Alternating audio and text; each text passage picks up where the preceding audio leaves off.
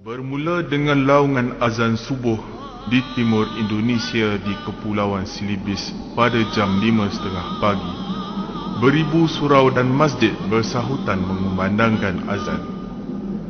Antara timur dan barat Kepulauan Jawa mempunyai perbezaan waktu sebanyak 1,5 jam. Azan akan bersahutan dalam jangka waktu ini, diikuti oleh Sumatera.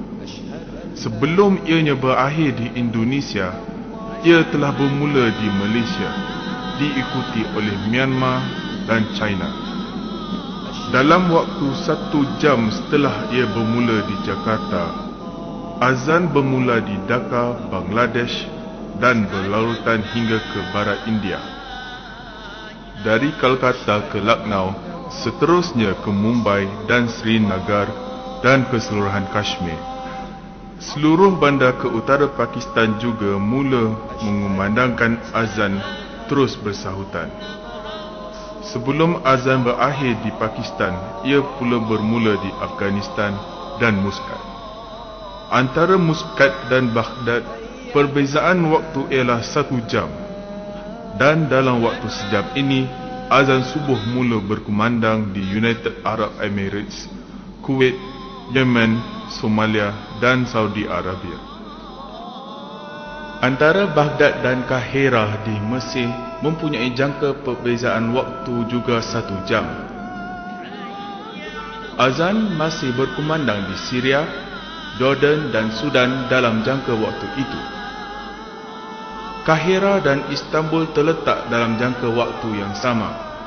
Antara timur dan barat Turki mempunyai jangka masa sebanyak 1,5 jam. Kahirah dan Tripoli, ibu kota Libya, mempunyai 1 jam perbezaan waktu.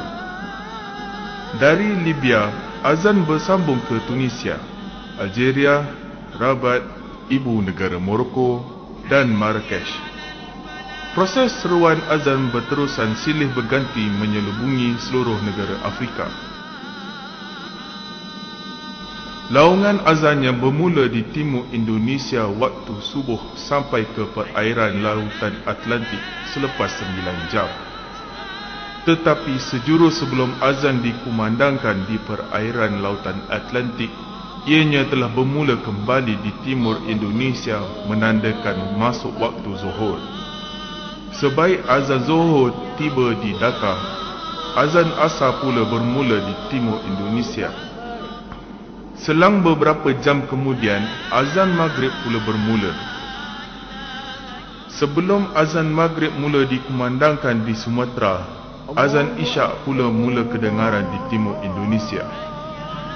Direnungkan kembali, berpuluh ribu muazzin di seluruh dunia bersahutan menyeru azan menyatakan kebesaran Allah, syahadah dan seterusnya.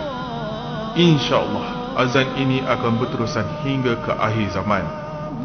Laungan azan merupakan satu fenomena yang agung yang akan sentiasa bertakhta di setiap sanubari umat Islam.